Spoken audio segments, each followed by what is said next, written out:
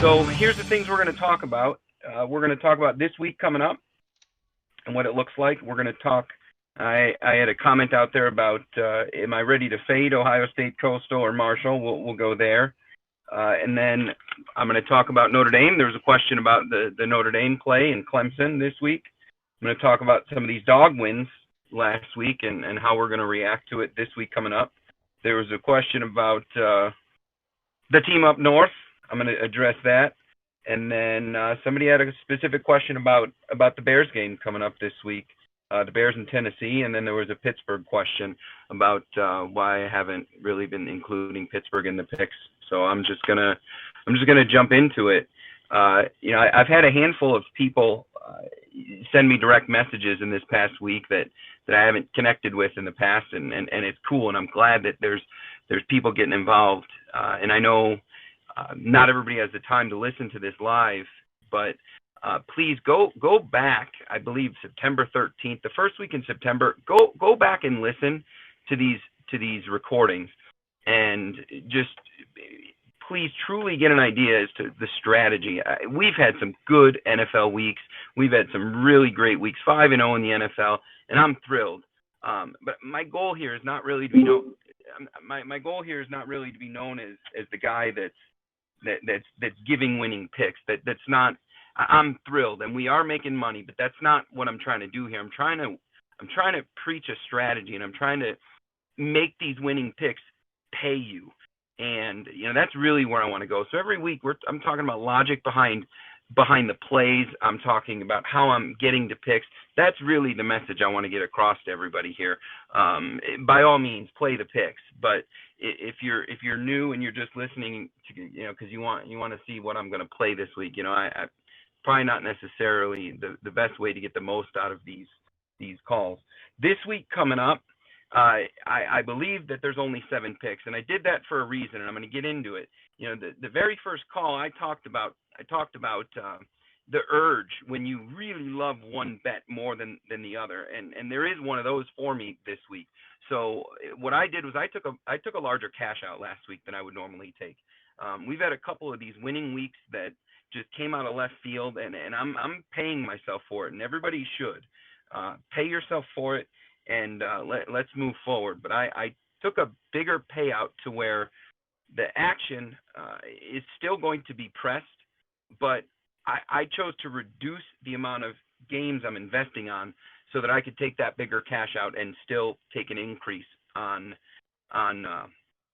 the week coming up. But the one glaring game for me that I just love more than the other is Clemson Notre Dame. I absolutely love it, and I know everybody's probably thinking, well, Trevor Lawrence isn't playing. This kid that's starting at quarterback is one of the highest rated 5-star quarterbacks ever to come out of the state of California. So whatever Clemson looked like on the field last week, they will not look like that this week against Notre Dame, and that Clemson defense will be very different. So I'm going to get into Notre Dame later on, but that was the one pick that I really liked. Well, in order to press the action on that pick and stay true to the strategy, I had to press them all, right? Because that's just the way to do it. I actually thought about Clemson only this week and no other college action. That would have been a foolish move, and I don't. If that pick loses, I don't want anybody that's following the page to make that move and then have nothing but a losing pick on a college day. So, it looks like Rob joined us. So that's why I went there. So I wanted to press the action, but reduce the total game exposure and take a bigger cash out last week. I earned it, and so did everybody. Hey, Wes, it's Rob. What about the no Notre Dame betting? Well, so I'm going to go there. The Notre Dame, and I may have explained that wrong. I will not bet on Notre Dame. I will not bet on Notre Dame. And if I worded it in the past, don't bet against them, don't bet on them, then I apologize for it. But I'll just jump ahead and go to Notre Dame. Here's the deal with Notre Dame. In big games, bet against them, especially when they're going against a high-powered team. So Notre Dame last year, let's go 2019. They played the number 12 and the number 4 team in the country and lost. Let's go back to 2018 when they made the playoffs. They lost to Clemson 30-3. Let's go back to 17 on a random, prime time 7:30 game against Miami, they lost against number 13 Miami in 17. They lost 41-8. They also lost to Stanford 38-20 in 17. And I could keep going back. So Notre Dame is dangerous when you're going to bet them against Boston College, and they only cover spreads if they need to. Clemson at 5, it's down to 5 now. This is a gift. This is Bama versus whoever it was a couple weeks ago when it was Bama against Georgia.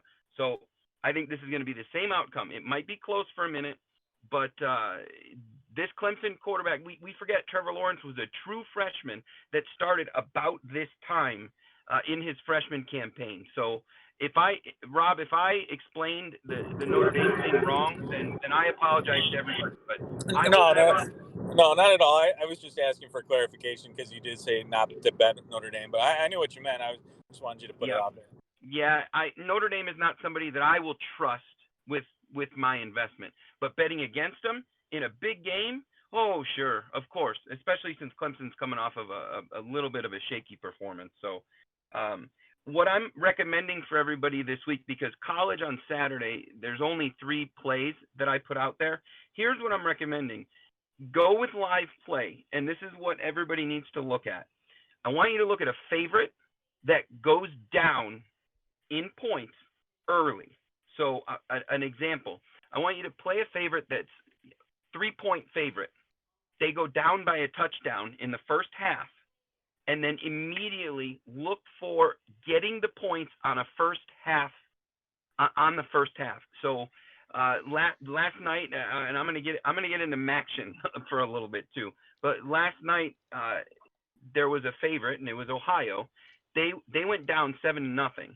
And then the play their 3-point favorite, now the play becomes plus 6.5 first half all over it, and it paid. It ended up being a tie at the end of the first half. There's a lot of games like that. So look through whichever game you're interested in watching, but pick like 3 or 4 of them that you're going to just pay attention to out of the corner of your eye. And when you see a favorite go down, log into Bovada or whatever page you play and look at what the first half line is. You will wait 45 minutes to get paid on one of those. 9 out of 10 times those things cash out, unless it's just a total mismatch and Vegas has it all wrong. So for the Saturday action, find it that way, and you should be in a safe place. We good there, Rob? Yeah, no, I'm good for sure. All right. So the question that came up was, am I ready to fade Ohio State, Coastal, and Marshall? No, I'm not. Ohio State, that's my team. Marshall, they got off to a good start. We could trust them to cover spreads. And Coastal Carolina has been a cash register. They've covered every spread they've touched. So am I ready to write them off? No. But the reality is, with this week coming up, Ohio State 38.5 favorite. Marshall is a 45-point favorite, and Coastal is a 17-point favorite. So there's just too many other good plays where you can get points or lay less. So that's the only reason I'm not looking at them this week. Ohio State at 38.5. I don't know if they want to. That's truly what it is. I don't know this team well enough to know if they want to or not. Marshall, I'm not trusting Marshall to cover 45 points. I would trust him to cover 20-ish. But Marshall's just not a team I'm trusting with 45. And Coastal, as much as I really love them and they've been great this year, they're probably going to cover the 17, but I don't feel good enough about it. Better than some of these other plays that are out there. I mean, I'm just looking through some games where you can actually get points. Nebraska, 3.5-point dog. They may win outright. Syracuse, 14-point dog. Syracuse is not going to finish the season with only 1 win. I love Arizona State getting 11 points at USC. Arizona State's coach and quarterback combination is fantastic. It's totally uncalled for that they're getting 10.5. Washington State getting 2.5. South Carolina is getting 10 points going against Texas A&M. So it's not that I'm ready to fade Ohio State and Coastal and Marshall. I just named 5 games where I like those better, and you actually get points rather than being in a position of hoping to cover a 38-point spread. That's all I'm saying there. There was another question similar. Was Pittsburgh. Why? How come I haven't given Pittsburgh a look? Pittsburgh has won twice outright as underdog, and they're 4-1 against the spread. So Pittsburgh is a fantastic team to invest in. We're talking about the Steelers, not the University of Pitt. But when I look at this week, they're a 14-point favorite, and the same reasoning with those other three college teams is 14 points is a lot, and I 14 points to me is Mahomes. Not so much Lamar Jackson anymore, but that's Mahomes. I would trust Brady in certain spots, and I would trust Russell Wilson. I do not trust Ben Roethlisberger in that situation. And 14 points, again, there's just better places to put an investment. And then next week, they're playing Cincinnati, division opponent, 10 points. Cincinnati seems to be punching their way into sticking around in every game, so not really going to lay the 10 points there. And then if you look at Jacksonville, that's the following week, and I would guarantee that one's probably going to be 11 or a 12-point favorite. So in the next 3 weeks, it's not because I don't like Pittsburgh, and they have been great for covering spreads, but I choose to look at a different spread. And Pittsburgh very well may come out and win by 20 points on Sunday. Great. It's a walk away for me because of how many points it is. So if you're a Pittsburgh fan and you want to bet them, you probably got a good shot. But of the spread of games, I'm managing risk. I'm not looking for the biggest win. I'm at a blackjack table. I want the dealer to bust. I'm not trying to get to 21. I'm just trying to do the right thing so that the dealer loses. And if the house loses, I win. And that's what we're trying to do here with these wagers. So that's where I'm at with the Pittsburgh and the fading Ohio State. Anything anybody wants to add in at this point? Are there questions coming in? No, I don't see any more questions. I think you got the Notre Dame and the Steelers question. So yeah, that's what I see. Mohammed, you see anything coming in? Or you want anything? No, I don't see anything on here. I mean, I had a question about Michigan and where you sit with them. Yeah, you did, and I tell you, Michigan's going to win and cover the spread this week. But as I'm looking at it, there's other games that I liked more. So that's why I didn't include it in the picks. But if you're looking for another piece of action in college, I think that one is an easy one. That it's very easy to overstate how bad their loss is to Michigan State and Ohio State, because those are division opponents. Because those are rivals. But Indiana came out and they played a really tough game against Penn State. And again, I don't want to break down the games. That's not where I'm at. And then they beat Rutgers. So I'm sorry. I just don't think that's in that situation. To answer what you were asking, Mohammed, I don't think we write off Michigan. I don't think Michigan's done at all. I think that they're going to go on a tear. Look what they did to Minnesota. It's just, for whatever reason, Michigan State gets inside their heads. They see that Spartan green, and it just does something weird to them. So I love Michigan this week. I think that's an easy play. In fact, I may go do it. They get Wisconsin the following week, which I'm not so sure of that, but they're going to do fine. Jim Harbaugh is a good coach. He just simply can't beat Ohio State or Michigan State. So that's where I sit with that. The other game I was asked about was the Bears against Tennessee, and I chose to walk away from it because as I look at it, this Bears defense is completely disruptive, and the Saints aren't as bad as what the Bears made them look like. Make no mistake about it. That game this past weekend, the Saints started scoring in the end. If you watched any of that game, the Bears defense just completely wore them down. And but the Bears defense also walked off that field feeling completely defeated because their offense can't score, and they just ended up getting tired. So that Bears defense is really good against the run, which is going to eliminate what piece of what Tennessee does well. For me, it's a walk away. And then you add to the fact that I'm from Chicago and I am a huge Bears fan. So it's a walk away for me. If I was playing it, I don't know. I think it's a coin flip. I don't see the Bears losing by more than 6, but I also don't know that the Bears can score enough points with, Ryan Tannehill at this point is one of the best. He's one of the best performing quarterbacks statistically in the league. As odd as it is to say, you got to give credit where it's due. But the man is not throwing a lot of picks, and he's got a great completion percentage. So it's just a walkaway. I can go on both sides of it, and I'm happy with the games we picked. As far as the dog wins this past weekend, it's an unheard of weekend. I mean, to have that many dog wins, and it not just underdog cover, but dogs just outright winning. It doesn't happen often, although that kind of weekend has me looking at dogs going forward, teams that are getting points in odd situations, and why. That's part of why Indianapolis against Baltimore was one of the picks this week. The odds were just too good, and I thought Indy was going to win anyway. Forget the points. I just think Indy's going to flat out win that game. But then when you look at what the pay is, and then the Jacksonville one to take points there feels like a very powerful thing, especially 7.5. I don't really trust Houston to blow a team out, because an 8-point win is kind of a blowout in the NFL. So I am going to be looking to take points here in the next few weeks. But at the same time, we got to be cautious, because these wins just can't keep going. 76% NFL is not sustainable for the season.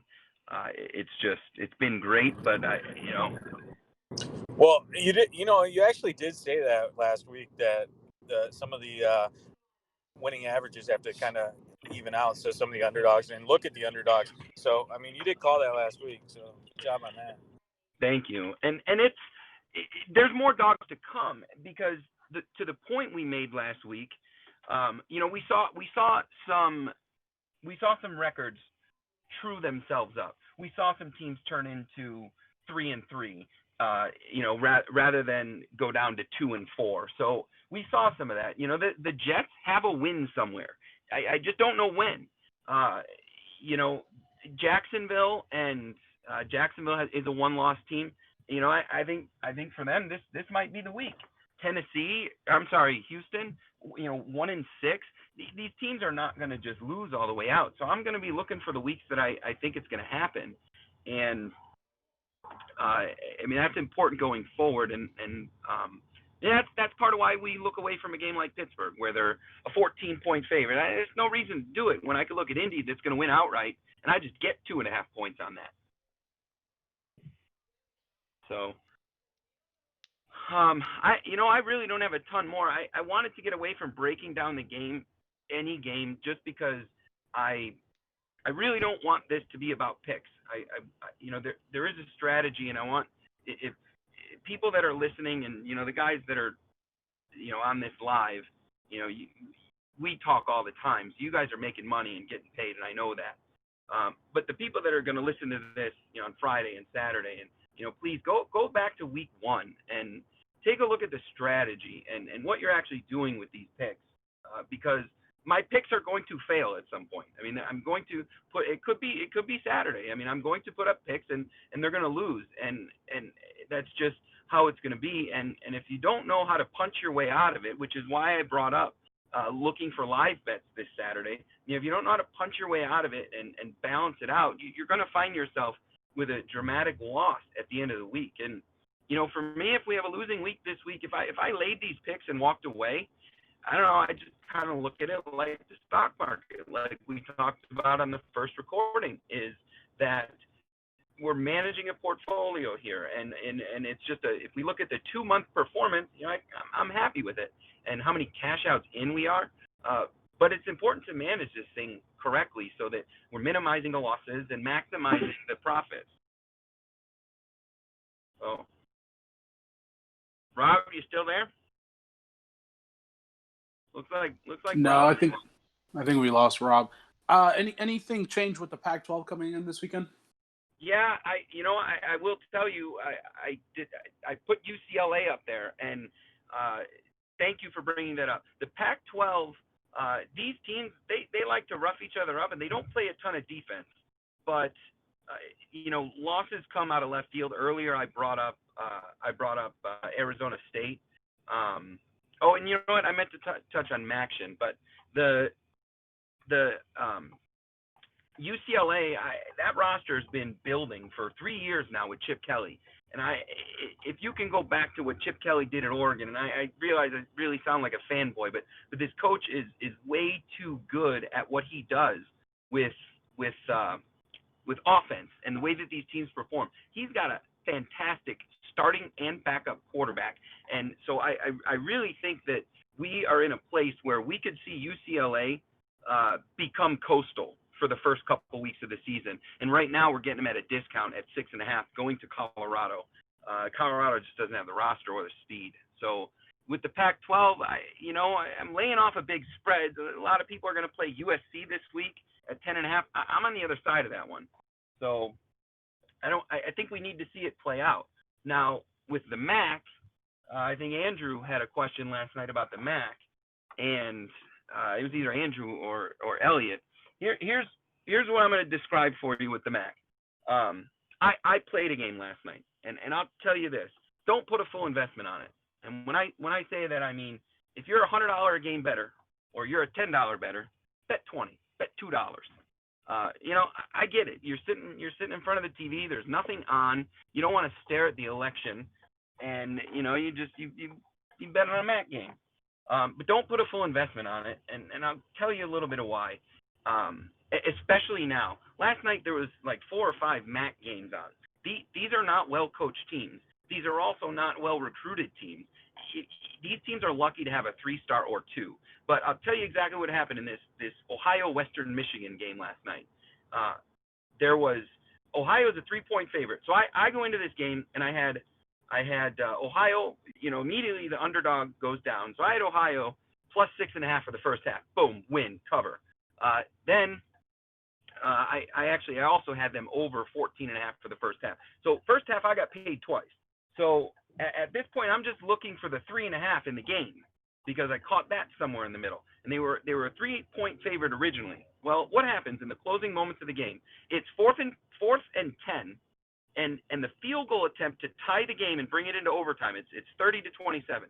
The field goal attempt would have been 49 yards. Probably not likely.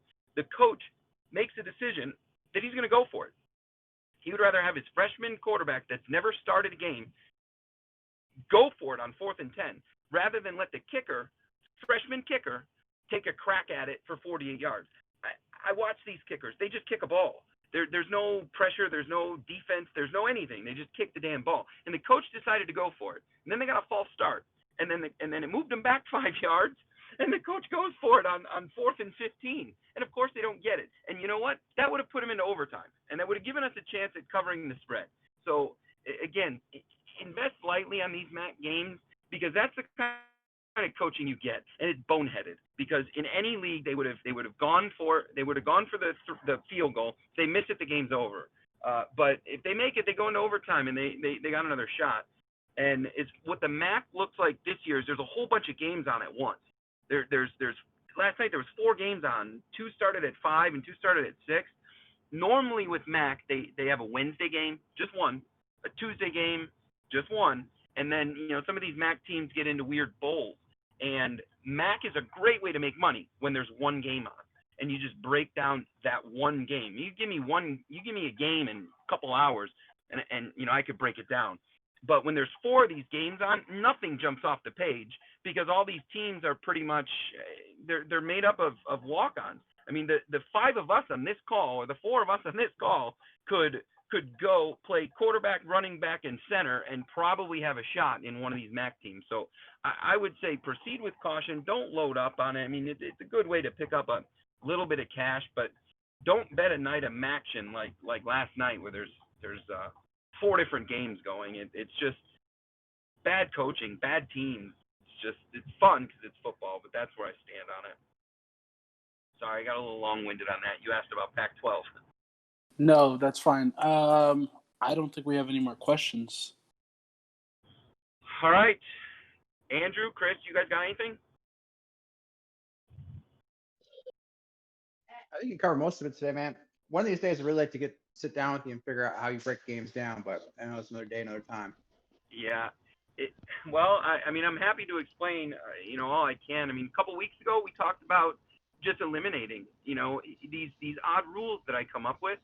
I mean, as quirky and odd as they are, you just stay to them, and eliminating games helps you focus on the games that you really want to dig into. NFL, really, I was choosing between about 6 games this week, and the Bears was one of them. And I got about 2 or 3 pieces in and realized forget about it. But yeah, I don't know. At some point we'll get together. It'd be cool to get this group together. So I appreciate the support out of everybody. If you haven't listened to the videos from the past, again, go back and listen to some of them, because strategy I really want to preach here. I don't want to be known as the guy that can pick them, although I'm happy to do it. I'm thrilled to do it. So if that's all we got, everybody have a good week. Let's cash some more tickets, and don't forget the Breeders' Cup on Saturday. Sounds good. All right, have a good week.